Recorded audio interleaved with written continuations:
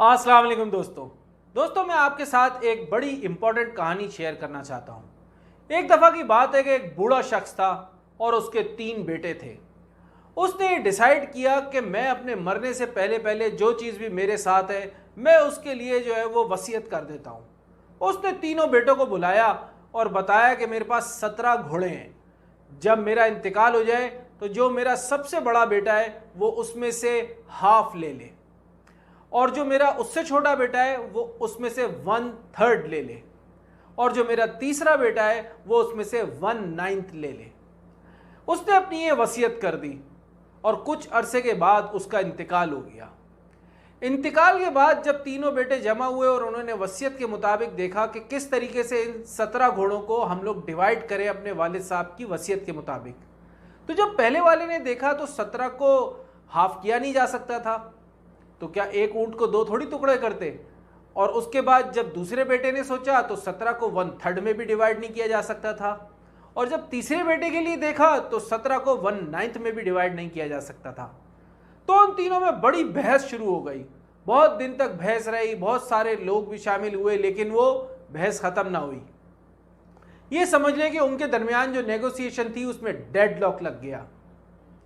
वहां से फिर एक अक्लमंद शख्स गुजरा जिसको आप मेडिएटर कह सकते हैं। उसके पास एक घोड़ा था। उसने कहा क्यों ना एक काम करते हैं कि मैं अपना घोड़ा तुम लोगों के 17 घोड़ों के साथ शामिल कर देता हूं और फिर हम इस कैलकुलेशन को दोबारा इस पर काम करेंगे। उसने अपने उस घोड़े को उन 17 घोड़ों में शामिल कर दिया तो वो फिर 18 घोड़े बन गए। उसके बाद जब उन्होंने अपने वालिद साहब की वसीयत को पूरा करना चाहा तो पहला जो बेटा था उसने उसमें से हाफ यानी कि 9 घोड़े उसने ले लिए। फिर उसके बाद जो दूसरा बेटा था उसने 1/3 यानी कि 6 घोड़े उसने ले लिए, और जो तीसरा बेटा था उसने 1/9 यानी कि 2 घोड़े उसने ले लिए। तो जब आप इनको मिलाएंगे तो पता चलेगा कि ये 17 घोड़े बनते हैं। और फिर आखिर में उस अक्लमंद शख्स ने अपना एक घोड़ा वापस लिया और वो वहाँ से चल पड़ा। दोस्तों, हम लोग सभी शुरुआत से नेगोशिएटर होते हैं, ये मैंने आपको पहले भी कहा था, और हम सभी नेगोशिएट कर रहे होते हैं अपने टीचर्स के साथ, अपने स्टूडेंट्स के साथ, अपने एम्प्लॉयर के साथ, एम्प्लॉइज़ के साथ, बिजनेस में क्लाइंट्स के साथ। बात यह है कि लेकिन कभी कभी हम लोग वो सब कुछ हासिल नहीं कर पाते जो हम डिज़र्व करते हैं, बल्कि हम वो हासिल कर लेते हैं जो हम नेगोशिएट करते हैं।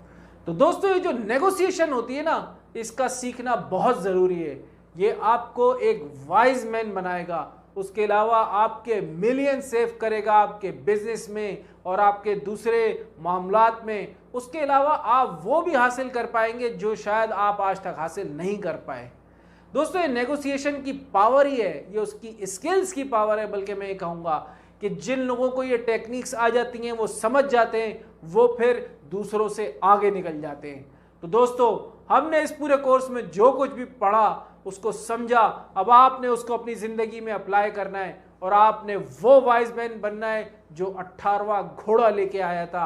आपने वो इंसान बनना है जो उस 18वें घोड़े को तलाश करेगा और अपनी नेगोशिएशन में कामयाबी हासिल करेगा।